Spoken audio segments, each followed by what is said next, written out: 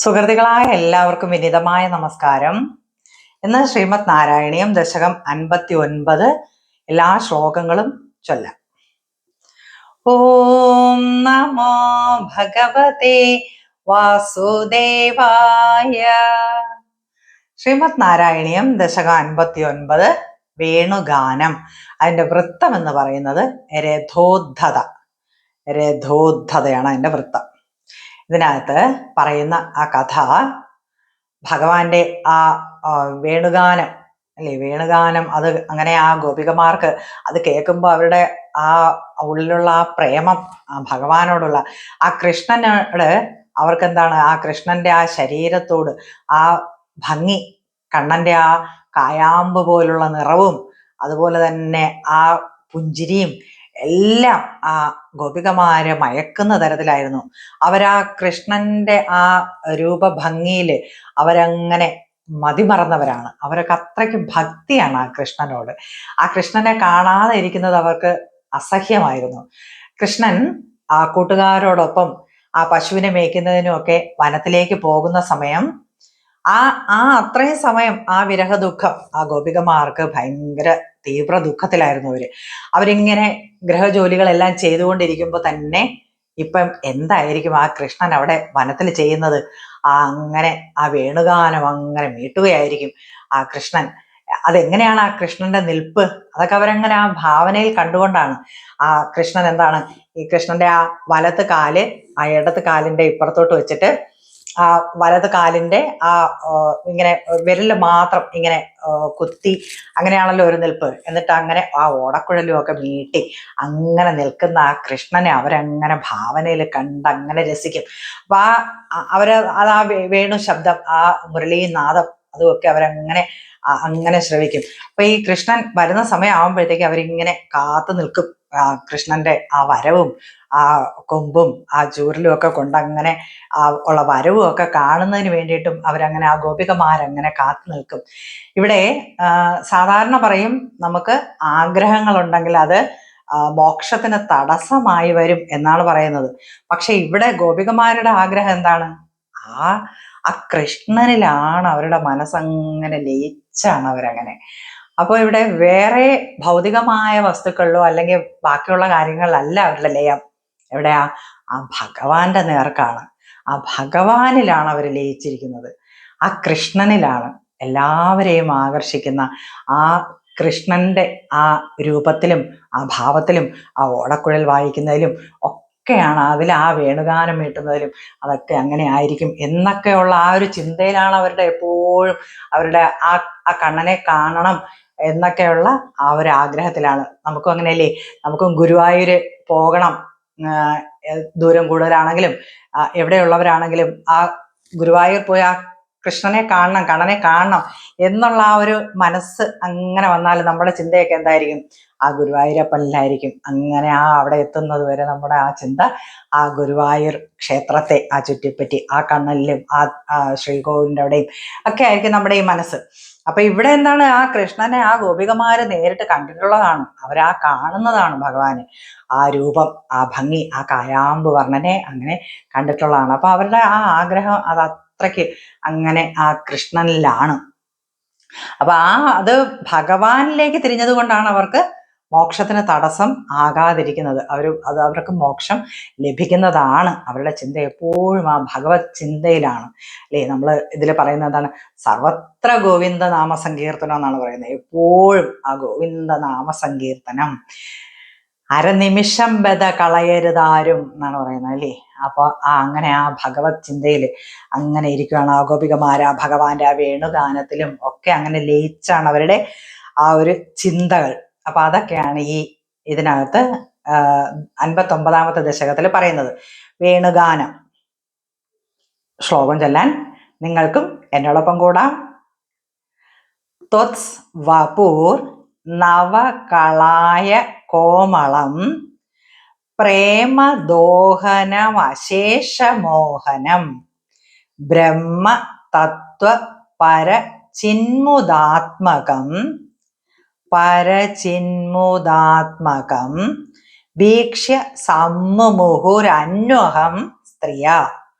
മന്മഥോന്മഥിത മാനസാക്രമാത് ത്വദ്വിലോകനരതാസ്തതസ്തത ഗോപികാസ്തവ ന സേഹിരേ ഹരേ കാനനോപഗതിമപ്യഹർമുഖേ നിർഗതേ ഭവതി ദത്തദൃഷ്ടയാ ത്വദ്ഗതേന മനസാ മൃഗേക്ഷണ വേണുനാദമുപകർണ്യദൂരത ത്വദ്വിലാസകഥയാഭിരേമിരേ കാനനാന്തമിതവാൻ ഭവാനപി സ്നിഗ്ധപാദപതലേ മനോരമേ വ്യത്യയാകലിതപാദമാസ്ഥിത പ്രത്യപൂരയത വേണുനാളികാം മാരബാണധുതഖേചരീകുലം നിർവികാര പശുപക്ഷിമണ്ഡലം ദ്രാവണം ജദൃശതാമപി പ്രഭോ താവകം വ്യജനി വ്യായാണ് അവിടെ വ്യജനി വേണു കൂജിതം വേണുരന്ധ്ര തരളാങ്കുലീദളം താള സഞ്ചലിത സഞ്ചായാണ് അവിടെ സഞ്ചലിത പാദ പല്ലവം തത്സ്ഥിതം തവ പരോക്ഷമപ്യഹോ സംവിചിന്യ മുമുഹുർ വ്രജാംഗന നിർവിശങ്ക ഭവദംഗദർശിനി ഖേജരി ഖഗ മൃഗാൻ പശൂൻ അപി ത്വത്പദ പ്രണയി കാനനം ചതാ ധന്യധന്യമിതി നന്യമാനയൻ. ആ വനത്തിലെ ആ ഭഗവാന്റെ ആ പാദമൊക്കെ അങ്ങനെ സ്പർശിക്കുന്നു, അതെല്ലാം ധന്യമാണ് അല്ലേ. ആപിബേയം പിന്നെ ആ ഭഗവാന്റെ ആ ഓടക്കുഴലിൽ അങ്ങനെ മീട്ടുമ്പോ ആ ഭഗവാന്റെ ആ അധരം അതങ്ങനെ ആ ഓടക്കുഴലിൽ അങ്ങനെ മീട്ടുമ്പോ ആ ഓടക്കുഴലിൻ്റെയും ഒരു ഭാഗ്യം, അപ്പൊ അതൊക്കെ എന്ന് നുകരാൻ സാധിക്കും എന്നൊക്കെ അങ്ങനെ ചിന്തിക്കുകയാണ് ആ ഗോപികമാരുടെ അവരുടെ ഭാവനയിൽ അവരങ്ങനെ കാണുന്നതാണ്. ആപിബേയം അധരാമൃതം കഥ വേണുഭുക്തരസശേഷമേകഥ ദൂരതോ ബത കൃതം ദുരാശയേതി ആകുല മുഹുരിമ സമാമുഹൻ പ്രത്യഹം ച പുനരിത്തമങ്കന ചിത്തയോനിജനിതാത് അനുഗ്രഹാത് ബദ്ധരാഗവിവശാസ്ത്വയി പ്രഭോ നിത്യമാപുരിഹ കൃത്യ മൂഢതാം. ഇനി ആ 10ാമത്തെ ശ്ലോകത്തിന്റെ വൃത്തം എന്ന് പറയുന്നത് അത് ശാലിനിയാണ്. രാഗസ്താവത് ജായതേഹി സ്വഭാവാത് മോക്ഷോപായോ യത്നത സ്യാത് ന വാ സ്യാത് സ്യാത് ന വാ സ്യാത് താസാം ത്യേകം തദ്വയം ലബ്ധമാസീത് ഭാഗ്യം ഭാഗ്യം പാഹി മാം മാരുദേശ. ഭഗവാനെ ഭട്ടതിരിപ്പാട് അങ്ങനെയൊക്കെ ഉള്ള ഭഗവാനെ എന്നെയും രക്ഷിക്കണമേ എന്നുള്ളത് ഭട്ടതിരിപ്പാട് എപ്പോഴും പറഞ്ഞാണ് ആ ദശകം അവസാനിപ്പിക്കുന്നത്. ത്വത്വപൂർണവകളായ കോമളം പ്രേമദോഹനമശേഷമോഹനം ബ്രഹ്മതത്വപരചിന്മുദാത്മകം വീക്ഷ്യ സമ്മുമുഹുരന്വഹം സ്ത്രിയ മന്മഥോന്മഥിതമാനസാക്രമാത് ത്വദ്വിലോകനരതാസ്തതസ്തദാ ഗോപികാസ്തവനസേഹിരേ ഹരേ കാനനോപഗതിമപ്യഹർമുഖേ നിർഗതേ ഭവതി ദത്തദൃഷ്ടയ ത്വദ്ഗതേന മനസാ മൃഗേക്ഷണ വേണുനാദമുപകർണ്യദൂരത ത്വദ്വിലാസകഥയാഭിരേമിരേ കാനനാന്തമിതവാൻ ഭവാനപി സ്നിഗ്ധപാദപതലേ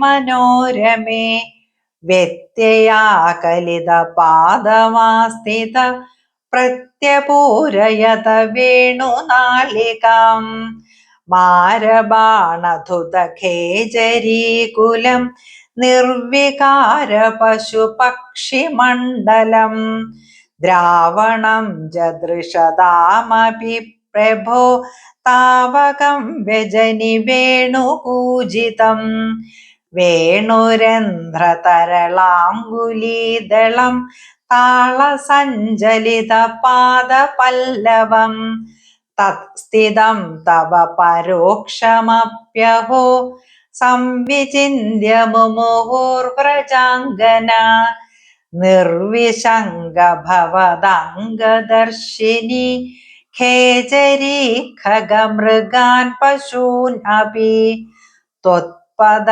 പ്രണയികാനനം ച താ ധന്യധന്യമിതി നന്വമാനയൻ. ധന്യധന്യമിതി നന്വമാനയൻ.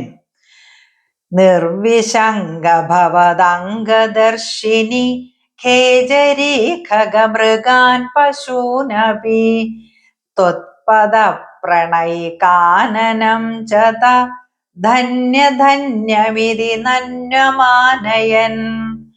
ആപിബേയമധരാമൃതം കഥാ വേണുഭുക്തരസശേഷമേകദാ ദൂരതോ ബതകൃതം ദുരാശയേതി ആകുല മുഹുരിമാ സമാമുഹൻ പ്രത്യഹം ച പുനരിത്തമംഗന ചിത്തയോ നിജനിതാത് അനുഗ്രഹാത് ബദ്ധരാഗവിവശാസ്ത്വയി പ്രഭോ നിത്യമാപുരിഹ കൃത്യമൂഢതാം. രാഗസ്താവത് ജായതേ ഹി സ്വഭാവാത് മോക്ഷോപായോ യത്നത സ്യാത് ന വാ സ്യാത് താസാം ത്വേകം തദ്വയം ലബ്ധമാസീത് ഭാഗ്യം ഭാഗ്യം പാഹി മാം മാരുതേശ. ഇവിടെ രാഗസ്താവത് ജായതേ ഹി സ്വഭാവാത് മോക്ഷോപായോ യത്നത സ്യാത് ന വാ സ്യാത്. സ്യാത് ന വാ സ്യാത്. താസാം ത്വേകം ത്വേകം തദ്വയം ലബ്ധമാസീത് ഭാഗ്യം ഭാഗ്യം പാഹി മാം മാരുതേശ. ഭഗവാനെ ഗുരുവായൂരപ്പ. സർവത്ര ഗോവിന്ദനാമ സങ്കീർത്തനം. ഗോവിന്ദ ഗോവിന്ദ. ഓം നമോ ഭഗവതേ വാസുദേവായ. ഓം ശ്രീകൃഷ്ണ പരമാത്മനേ നമ. അടുത്ത വീഡിയോയിൽ അടുത്ത ശ്ലോകവുമായി കാണാം. എല്ലാവർക്കും നമസ്തേ.